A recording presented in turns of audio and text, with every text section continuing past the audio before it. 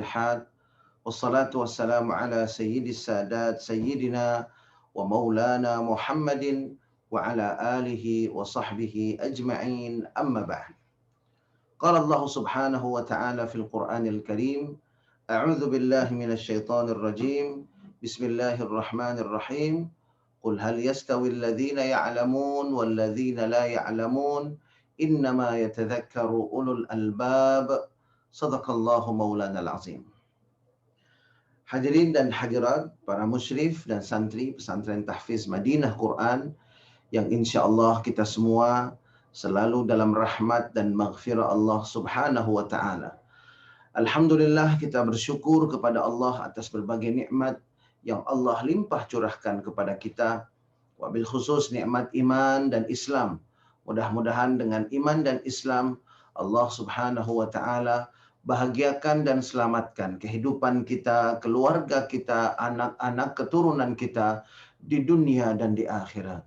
Mudah-mudahan dengan iman dan Islam kelak Allah anugerahkan pada kita husnul khatimah, dan mudah-mudahan dengan iman dan Islam kelak Allah pertemukan kita dengan kekasih hati kita Nabi besar Muhammad sallallahu alaihi wasallam, meraih syafaat beliau, berkumpul bersama orang-orang yang saleh di dalam surganya Allah subhanahu wa ta'ala. Amin, amin, amin, ya rabbal alamin.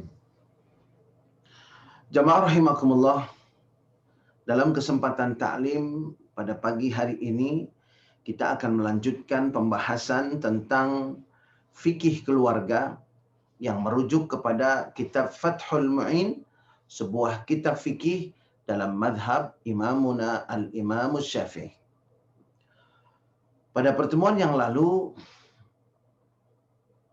Imam Zainuddin Al-Malibari, penulis daripada kitab ini, telah menjelaskan bahwa sesuai dengan tuntunan Rasulullah sallallahu alaihi wasallam, khususnya dalam amaliyah madhab Imam Syafi'i, dikatakan salah satu konsekuensi dari nusyuz atau kedurhakaan seorang istri, pembangkangan seorang istri terhadap suaminya adalah gugurnya kewajiban memberi nafkah.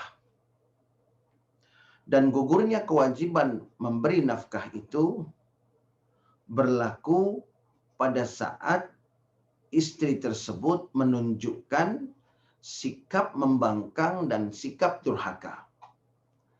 Jadi seumpamanya pada hari itu seorang istri menunjukkan sikap durhaka dan pembangkangan, maka pada hari itu kewajiban seorang suami untuk memberi nafkah kepada istrinya menjadi gugur.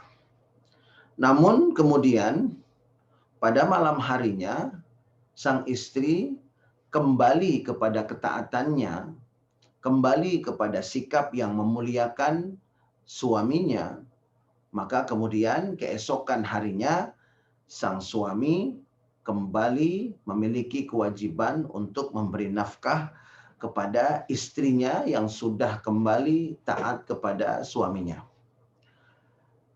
Jamaah rahimakumullah, nusyuz adalah isyanuz zaujah, yaitu membangkangnya seorang istri, zaujaha, durhakanya seorang istri terhadap suaminya. Jamaah rahimakumullah, pembahasan ini menjadi sangat penting karena seperti yang pernah saya sampaikan bahwa angka pernikahan di Indonesia per tahun itu relatif tinggi, yaitu 2 juta pernikahan per tahun. Pada saat yang sama, angka perceraian juga termasuk yang paling tinggi untuk kawasan Asia Pasifik, yaitu kurang lebih sekitar 360.000 kasus perceraian per tahun.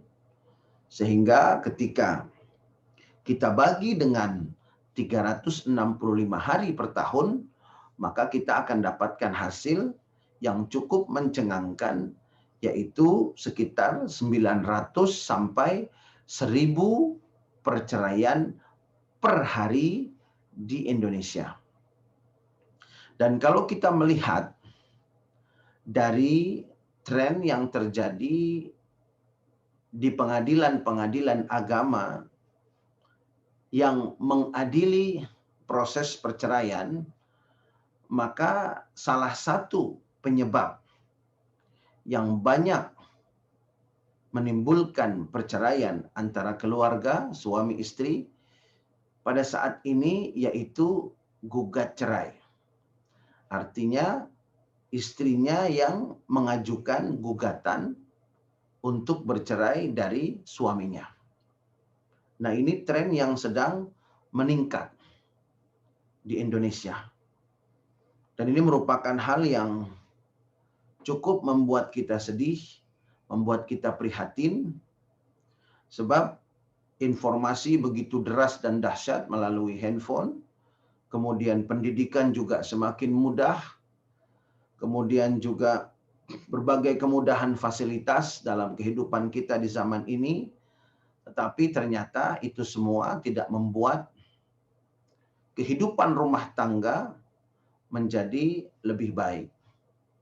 Sehingga ini semua membuktikan, hadirin dan hadirat sekalian, bahwa rumah tangga yang baik, rumah tangga yang ideal, sekaligus rumah tangga yang berkah, itu adalah rumah tangga yang dibimbing, yang dituntun oleh agama kita. Rumah tangga yang dibimbing dan diarahkan oleh aturan-aturan dari Allah dan Rasul-Nya. Insya Allah, ketika kita menjadikan tuntunan Allah dan Rasul-Nya sebagai rujukan utama, ketika kita menghadapi dinamika rumah tangga, maka insya Allah masalah itu akan menemukan jalan keluar, dan tidak hanya itu, kita juga akan mendapatkan keberkahan hidup di dalam rumah tangga. Karena itu jamaah rahimakumullah, mari sama-sama kita jadikan Al-Quran dan Sunnah, tuntunan Allah dan Rasul-Nya, melalui pemahaman guru-guru kita, nasihat, bimbingan, arahan guru-guru kita, menjadi rujukan utama di dalam kita menghadapi berbagai permasalahan di dalam rumah tangga kita. Kemudian jamaah rahimakumullah, di dalam kitab ini disebutkan bahwa wa yahsulun nusyuz biman'iz zaujati zauja min tamattu'. Dan termasuk nusyuz adalah ketika seorang istri mengharamkan dirinya untuk suaminya dengan berbagai cara. Sebetulnya setelah akad seorang wanita sudah halal untuk suaminya, tetapi dalam kondisi ini dia haramkan dirinya untuk suaminya. Nah, ketika itu terjadi, maka gugurlah kewajiban seorang suami untuk memberi nafkah kepada istrinya tersebut selama dia nusyuz. Kecuali jika ada alasan yang diterima oleh syar'i. Seperti misalkan adanya penyakit menular, atau misalkan sang istri dalam keadaan sakit yang betul-betul membuatnya tidak bisa melakukan yang terbaik, atau ada alasan-alasan yang lainnya, diantaranya misalkan sedang haid, atau misalkan ada kemungkinan bahaya ketika dia itu menerima keinginan dari suaminya. Jamaah rahimakumullah, dan ini pernah terjadi, ada seorang istri yang bernazar, kalau saya sehat, maka saya akan haramkan diri saya untuk suami saya. Ada seorang istri yang bernazar seperti itu.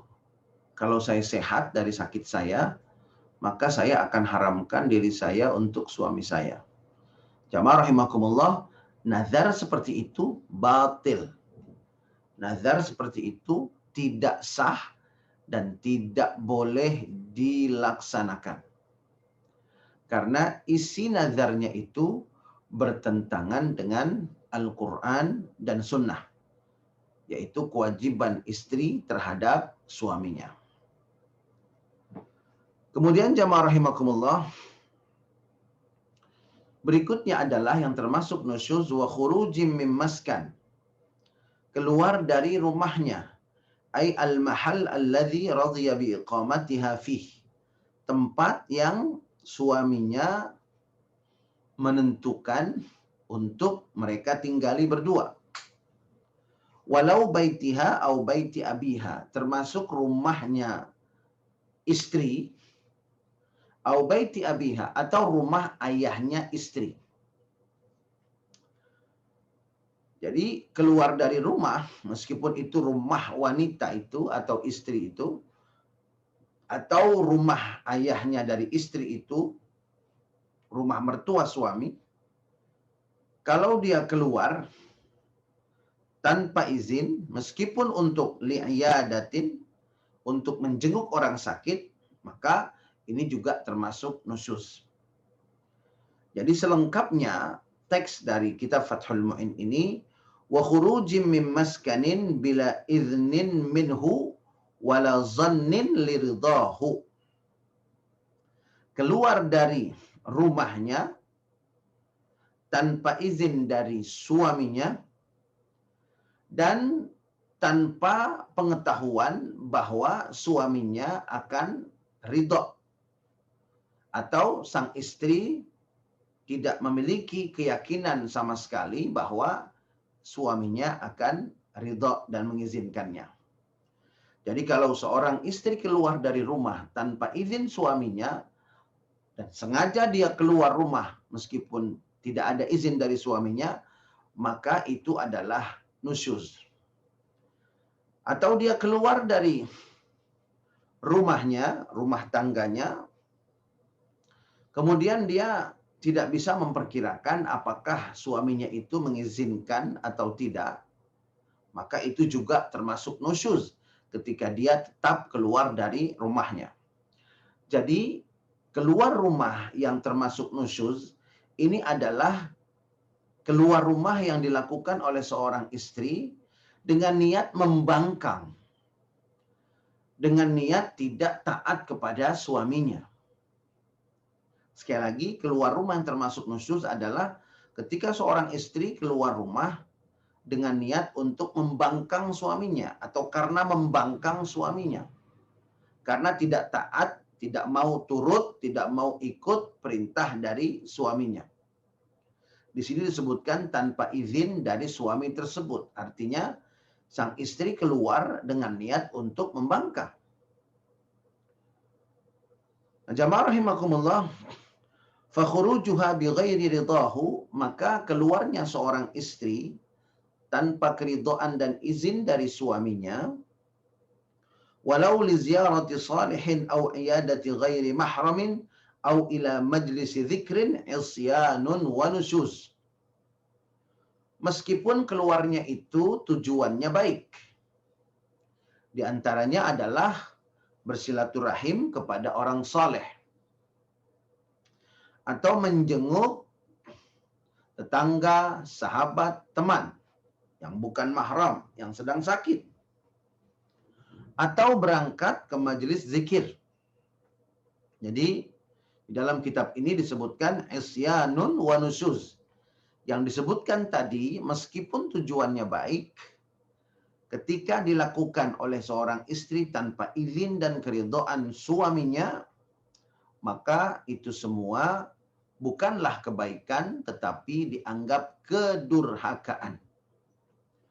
Dianggap nusyuz. Meskipun sang istri ingin berangkat ke majelis zikir, dilarang oleh suaminya, maka kemudian dia tetap berangkat dengan niat membangkang. Meskipun jamaah rahimakumullah pernah terjadi di zaman Rasulullah sallallahu alaihi wasallam terhadap istri Sayyidina Umar ibn al-Khattab radhiyallahu anhu wa ardah, yang mengadu kepada Nabi besar Muhammad sallallahu alaihi wasallam bahwa dirinya dilarang oleh suaminya untuk mengikuti majelis-majelis ta'lim di masjid. Bukan karena benci terhadap majelis ta'lim, tetapi Sayyidina Umar adalah seorang suami yang memiliki ghirah, yang memiliki rasa cemburu. Memiliki rasa cemburu yang besar. Sehingga Sayyidina Umar khawatir akan terjadi fitnah. Lalu kemudian Rasulullah memanggil Sayyidina Umar bin Khattab dan mengatakan kepadanya, "Ya Umar, la tamna' ima Allahi min buyutillah." Wahai Umar, janganlah kau larang budak-budak atau hamba-hamba wanita Allah Subhanahu wa taala untuk hadir di majlis-majlis ilmu. Jadi Rasulullah mengingatkan kepada Sayyidina Umar bahwa tidak boleh melarang istrinya untuk hadir di majlis taklim. Jamaah rahimakumullah, kira-kira seperti itu. Dan ketika dilarang oleh suami dengan alasan yang tidak syar'i, maka tetap seorang istri harus taat. Dan insya Allah ketika suaminya itu yang melarangnya itu tidak ada dalil syar'i sama sekali, maka insya Allah istrinya yang taat itu akan mendapatkan pahala yang sama dengan orang-orang atau wanita-wanita yang berangkat dan hadir di majlis taklim.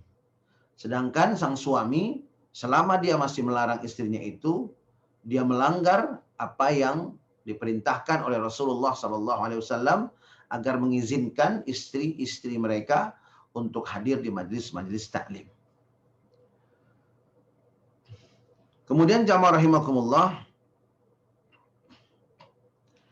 fi bayani mawadhi'a yajuzu li ajliha al-khuruj. Lalu kapan seorang wanita itu boleh keluar rumah dan tidak termasuk nusyuz. Yajuzu lahal khuruj fi mawadhi'. Ada beberapa kondisi. Yang pertama adalah idza asrafal baitu 'alal inhidam. Ketika rumah yang mereka tinggali itu nyaris runtuh. Dalam kondisi seperti ini, maka seorang istri ketika dia mengatakan khasyitu inhidamahu, saya khawatir rumah kita ini akan runtuh. Saya takut rumah kita ini akan runtuh. Maka jamaah rahimakumullah, dalam kondisi seperti ini, tanpa izin suaminya, maka seorang istri boleh keluar untuk meninggalkan rumah tersebut. Kemudian yang selanjutnya yang boleh keluar adalah idza khafat ala nafsiha au maliha min fasik au sariq. Ketika di dalam rumah itu dia takut ada bahaya yang mengancam dirinya, mengancam jiwanya dan hartanya dari para penjahat ataupun pencuri dan perampok. Ini pun boleh dia keluar meninggalkan rumah itu tanpa izin suaminya. Wa minha idza kharajat ila al-qadhi li talabi haqqiha minhu. Demikian pula ketika terjadi masalah dengan suami, kemudian menimbulkan goncangan hebat dalam kehidupan rumah tangga, maka seorang istri dibolehkan keluar rumah tanpa izin suaminya untuk menemui seorang hakim yang akan mengembalikan hak-hak dirinya dari suaminya. Jadi kalau kita ingin mengambil atau ingin mencari keadilan, maka dibolehkan keluar tanpa izin. Wa minha khurujuha li ta'allumil ulumil ainiyah aw lil istifta. Haitsu lam yughniha az-zawju thiqah aw nahwu mahramiha fi mastazharahu syaikhuna. Berikutnya yang boleh keluar seorang istri tanpa izin suaminya adalah keluar untuk mempelajari ilmu-ilmu tertentu, maksudnya adalah untuk menanyakan problem yang sedang dia hadapi. Seumpamanya dia sedang ada masalah di rumah tangganya dan menimbulkan goncangan yang hebat dalam rumah tangganya, maka seorang wanita boleh keluar tanpa izin suaminya untuk menemui seorang ulama. Kemudian dia bertanya kepada ulama tersebut tentang masalah keluarganya agar mendapatkan solusi dan jalan keluar. Nah, keluarnya seorang istri tanpa izin suaminya untuk tujuan seperti ini tidak termasuk kategori nusyuz. Berikutnya jamaah rahimakumullah, idza kharajat liktisabi nafaqatin bitijaratin aw su'alin aw kasbin idza a'sara az-zawju. Di antara yang tidak termasuk nuzuz ketika seseorang wanita itu keluar tanpa izin suaminya adalah ketika dia memang harus keluar untuk mencari nafkah karena kemampuan suaminya untuk memenuhi kebutuhan nafkah keluarganya sangat terbatas dan dianggap sangat kurang. Dalam kondisi seperti ini, seorang istri yang ingin membantu suaminya, maka dia boleh keluar untuk mencari nafkah dengan berdagang, dengan berusaha, dan lain sebagainya, keluar dari rumah tanpa izin dari suaminya, dengan betul-betul niatnya itu untuk membantu suaminya meringankan beban nafkahnya. Kemudian jamaah rahimakumullah, wa minha idza kharajat ala ghairi wajhin nusyuz fi ghaibati zauj 'anil baladi bila izni li ziyarati aw iyadati qaribin. Nah, di sini menjadi jelas bahwa pada poin ini penulis mengatakan ketika seorang wanita keluar tanpa niat membangkang, tanpa niat durhaka, suaminya tidak ada di rumah, maka seorang wanita boleh keluar untuk berziarah atau bersilaturahim atau untuk menjenguk kerabat yang sedang sakit. Jadi jamaah rahimakumullah, sekali lagi yang disebut atau termasuk kategori nusyuz adalah ketika seorang wanita keluar rumah tanpa izin suaminya itu dengan niat membangkang, ada niat membangkangnya. Kemudian dia memperkirakan bahwa kalau dia keluar, suaminya tidak mengizinkan, tapi dia tetap keluar. Nah, inilah yang termasuk nusyuz. Namun apabila seorang suami memberi izin secara umum, artinya tidak perlu juga seorang istri setiap kali akan keluar itu meminta izin kepada suaminya.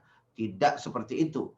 Bisa saja seorang suami atau seorang istri meminta kepada suaminya izin secara umum. Seumpamanya sang suami mengatakan, kamu boleh keluar untuk keperluan-keperluan yang memang mendesak ya, dan untuk kepentingan keluarga dan rumah tangga kita. Nah, ini izin secara umum, boleh seperti itu. Sehingga seorang istri selama dia keluar untuk kepentingan yang mendesak, selama dia keluar untuk kepentingan-kepentingan membantu rumah tangga, maka dia boleh keluar rumah tanpa izin suaminya dengan catatan betul-betul menjaga kehormatan dirinya dan menjauhkan dirinya dari fitnah. Atau istrinya yang meminta kepada suaminya, izinkan saya untuk keluar dalam keperluan-keperluan yang penting dan mendesak atau untuk membantu rumah tangga. Ketika suaminya mengatakan ya, mengizinkan, maka itu sudah cukup menjadi izin secara umum bagi seorang wanita untuk keluar rumah tanpa perlu meminta izin lagi, dan ini tidak termasuk kategori nusyuz. Kemudian jamaah rahimakumullah, wa bisafariha. Kalau tadi keluar rumah dalam jarak yang dekat, maka yang berikutnya adalah yang termasuk nusyuz ketika seorang istri itu melakukan safar. Seperti yang sudah kita bahas mengenai safar, safar ini adalah jarak tempuhnya itu sudah membolehkan seseorang mengqashar sholat fardunya. Jadi berbeda dengan keluar rumah tadi, itu di bawah jarak safar. Sedangkan safar ini adalah sudah mencapai jarak di mana seseorang boleh mengqashar sholatnya. Dalam mazhab Imam Syafi'i bervariasi antara 80 km sampai dengan 88 km. Jadi ada yang mengatakan dalam mazhab Imam Syafi'i 80 kilo, 85 kilo, 88 km. Seumpamanya saya memilih yang 80 km. Ya, maka kemudian ketika seorang istri itu melakukan perjalanan lebih dari 80 km sudah termasuk safar. Dan ketika safarnya itu dilakukan tanpa izin dan dengan niat membangkang atau dengan niat durhaka kepada suaminya, maka jamaah rahimakumullah, gugurlah kewajiban nafkahnya karena itu termasuk daripada nusyuz. Kemudian jamaah rahimakumullah, yang berikutnya adalah Walaysa minan nusyuzi syatmuhu wa idza'uhu bil lisan wa in istahaqqat at-ta'dib. Nah, ini yang harus kita perlu perhatikan. Dalam mazhab Imam Syafi'i ditegaskan bahwa ketika seorang istri syatmuhu itu mencela suaminya, wa idza'uhu bil lisan, dan mengeluarkan ucapan-ucapan yang menyakiti suaminya, maka ini laisa minan nusyuz. Ini tidak termasuk kategori nusyuz. Wa in istahaqqat at-ta'dib. Ketika seorang istri menunjukkan perilaku seperti itu, maka dia berhak untuk dibina oleh suaminya, diingatkan dan ditegur oleh suaminya, dididik oleh suaminya, diluruskan oleh suaminya. Tetapi selama dia tidak keluar rumah, ketika dia mengucapkan kata-kata yang kasar kepada suaminya, kemudian ketika dia juga menyakiti suaminya dengan ucapan-ucapannya, maka sekali lagi dalam mazhab Imam Syafi'i ini tidak termasuk nusyuz.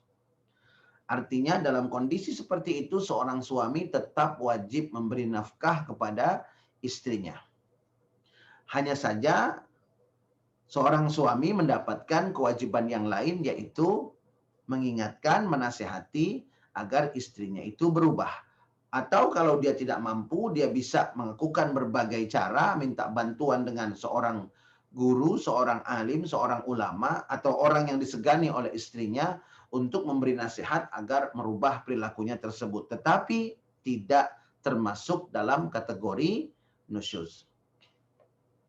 Nah, jamaah rahimakumullah, inilah taklim kita untuk kesempatan pagi hari ini. Dan gambaran-gambaran yang disebutkan di dalam kitab Fathul Mu'in ini memberikan kepada kita suatu kesimpulan yang kuat bahwa syariat Islam itu menjaga keseimbangan antara hak dan kewajiban masing-masing dari suami dan istri. Jadi suami dilarang hanya menuntut haknya saja kepada istri, tetapi tidak mengindahkan kewajibannya. Istri juga begitu, dilarang untuk hanya menuntut haknya dari suami, tetapi tidak mengindahkan kewajibannya. Masing-masing harus memperhatikan dan betul-betul melaksanakan kewajiban dan haknya masing-masing. Bahkan dalam kondisi yang ideal, seperti dalam tafsir Ibnu Abbas radhiyallahu taala anhu wa arda, masing-masing membantu satu sama lain untuk dapat menunaikan kewajibannya secara sempurna. Jadi seorang suami membantu istrinya menunaikan kewajibannya secara sempurna, seorang istri pun membantu suaminya melaksanakan atau menunaikan kewajiban-kewajiban sebagai suami secara sempurna. Jamaah rahimakumullah, sebagai penutup, dalam suasana bulan Sya'ban, di mana insya Allah kita akan terus mempelajari madza fi Sya'ban, ada apa di bulan Sya'ban. Saya jadi teringat salah satu daripada hadis Rasulullah SAW dengan sanad yang hasan. Rasulullah SAW bersabda bahwa yattali'ullahu lailatan nisfi min Sya'ban ala ibadih. Rasulullah SAW bersabda bahwa Allah Subhanahu wa taala pada malam nisfu Sya'ban itu melihat ke langit dunia dan melihat hamba-hambanya. Fayaghfiru ala jami'i khalqihi. Kemudian Allah mengampuni seluruh manusia. Allah mengampuni orang-orang yang beriman. Jadi manusia di sini tentunya maksudnya adalah umatnya Nabi Muhammad sallallahu alaihi wasallam. Jami'a ibadihi, hamba-hambanya yang beriman. Allah ampuni semua dosanya pada malam nisfu Sya'ban. Tetapi jamaah rahimakumullah, ada pengecualian. Illa, kecuali. Siapa yang dikecualikan Allah yang tidak diampuni dosanya pada malam nisfu Sya'ban? Dalam riwayat ini ada dua. Nah, memang ada perbedaan variasi dalam berbagai riwayat lainnya. Tapi yang saya sampaikan dalam kesempatan kali ini, yaitu yang pertama adalah musyrik. Orang yang mempersekutukan Allah. Dia beriman kepada Allah, dia Islam, tetapi dia mempersekutukan Allah dengan perbuatannya, dengan ucapannya, dan lain-lain. Nah, orang seperti ini ketika orang lain mendapatkan ampunan di malam nisfu Sya'ban, dia tidak mendapat ampunan. Yang kedua adalah musyahin. Musyahin ini artinya adalah orang yang sedang dalam permusuhan, sedang membenci orang lain yang sama-sama saudaranya. Jadi pada malam nisfu Sya'ban kita diminta oleh Allah membersihkan hati kita. Jangan sampai ada orang yang sedang kita benci atau sedang dalam permusuhan dengan kita. Nah, dalam hal seperti ini, maka saya mengingatkan kepada jamaah sekalian, dalam konteks bulan Sya'ban ini, menjelang nisfu Sya'ban, mari sama-sama kita saling minta maaf. Khususnya kepada keluarga kita terlebih dahulu. Jangan sampai masih ada kesal dalam hati suami terhadap istrinya, atau masih ada kesal di hati istri terhadap suaminya. Juga anak-anak minta maaf kepada orang tuanya, dan sebaliknya orang tua barangkali memiliki kesalahan terhadap anaknya, minta maaf kepada anaknya menjelang malam nisfu Sya'ban. Dan kalau dalam rumah tangga kita belum pernah terjadi hal seperti itu, maka jamaah rahimakumullah, saya sangat menyarankan untuk memulainya tahun ini, di bulan Sya'ban yang mulia ini. Sebelum malam nisfu Sya'ban, suami minta maaf kepada istri, istri minta maaf kepada suami, ayah dan bunda minta maaf kepada anak-anak, anak-anak juga minta maaf kepada orang tua, sehingga ketika malam nisfu Sya'ban datang, Allah Subhanahu wa taala turun ke langit dunia, maka kita dan keluarga yang kita cintai termasuk orang-orang yang Allah ampuni dosa-dosanya. Bismillahirrahmanirrahim.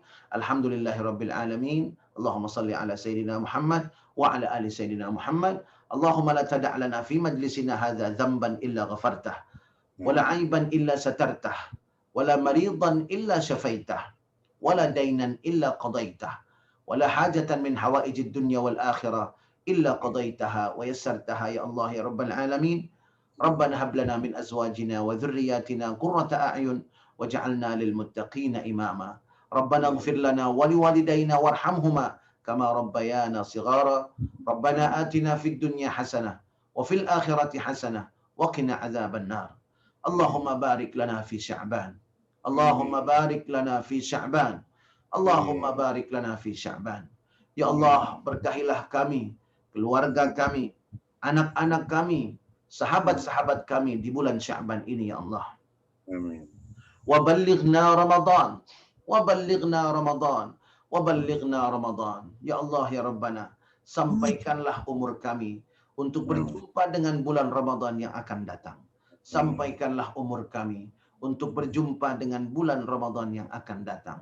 Sampaikanlah umur kami ya Allah untuk berjumpa dengan bulan suci Ramadan yang akan datang. Da'wam fiya subhanakallahumma wa tahiyyatuhum fiya salam wa akhiru da'wahum alhamdulillahi rabbil alamin. Kita tutup dengan doa kafaratul majlis. Subhanakallahumma wa bihamdika asyhadu an la ilaha illa anta astaghfiruka wa atubu ilaik. Billahi taufiq wal hidayah. Wassalamualaikum warahmatullahi wabarakatuh. Terima kasih Pak. Assalamualaikum. Terima kasih Pak Ustaz, Pak Kiai. Semuanya. Assalamualaikum.